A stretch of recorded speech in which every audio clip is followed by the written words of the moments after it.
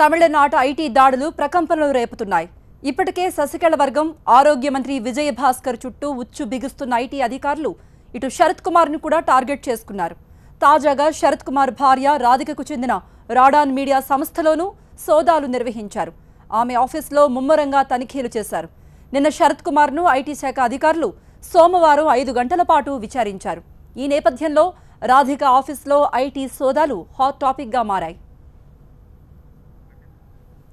RK Nagar ఉప ఎన్నికలో డబ్బు పంపిణీపై ఐటీ శాఖ దర్యాప్తు చురుగ్గా జరుగుతోంది.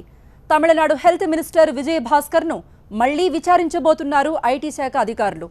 విజయ భాస్కర్ తో పాటు మరో 6 మంత్రులు డబ్బు పంపిణీ చేసినట్లు ఆదాయపు పన్ను శాఖ దగ్గర ఆధారాలున్నాయి.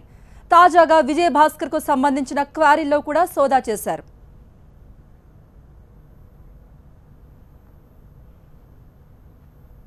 The target chesani cheppakoodu sir, but they are doing their regular thing. That's what they are saying right now.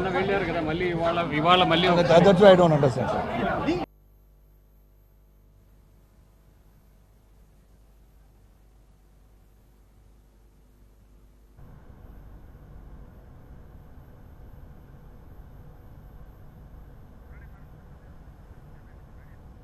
Chennai నుండి మరింత సమాచారం మా ప్రతినిధి మురళి అందించడానికి సిద్ధంగా ఉన్నారు. మురళి, ఐటీ సోదాలు ఇంకా కొనసాగుతున్నాయి. మరోవైపు ఉప ఎన్నిక కూడా ఆగిపోయింది. ఇప్పుడు ఎవరెవరి ఇళ్లలో సోదాలు నిర్వహిస్తున్నారు, ఇంకెవరెవరి ఇళ్లలో జరిగే అవకాశం ఉంది? చెన్నైలో ఐటీ దాడుల పరంపర కొనసాగుతోంది. గడిచినటువంటి 4 రోజుల నుంచి కూడా ఐటీ దాడుల చుట్టే తమిళనాడు రాజకీయాలన్నీ కూడా తిరుగుతున్నాయని చెప్పొచ్చు. 4 రోజుల క్రితం ఆరోగ్య శాఖ మంత్రి విజయ్ కుమార్తో పాటు అన్నాడీఎంకే నేతలు అలాగే నటుడు శరత్ కుమార్ ఇంటిపై కూడా ఐటీ సోదాలు నిర్వహించింది. ఇందులో కీలకమైనటువంటి పత్రాలన్నీ కూడా స్వాధీనం చేసుకుంది. ఉప ఎన్నిక వాయిదాకు కూడా ఇదే కీలకమైనటువంటి పరిణామంగా చెప్పొచ్చు. ఇక్కడ లభించినటువంటి ఆధారాలు ఏవైతే ఉన్నాయో ఆర్కే నగర్ నియోజకవర్గంలో భారీగా నగదు పంపిణీ జరిగింది. దాదాపు 89 కోట్ల మేర కూడా నగదు పంపిణీకి సంబంధించి బట్వాటా కూడా అధికారులు స్వాధీనం చేసుకున్నారు. ఈసీకి కూడా అదే నివేదికను పంపించారు.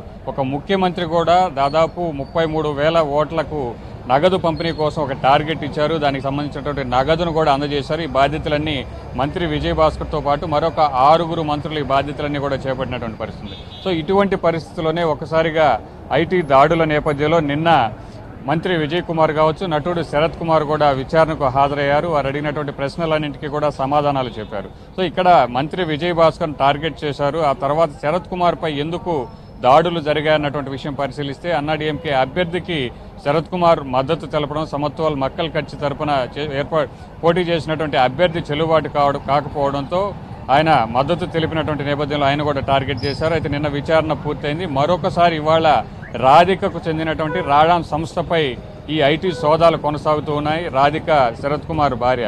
సో 2 రోజుల క్రితం ఏదైతే ఈ దాడులు జరగడం కావచ్చు, నిన్న విచారణకు హాజరైనటువంటి సమయంలో జరిగినటువంటి లావాదేవీలపై అధికారులు ప్రశ్నించారు.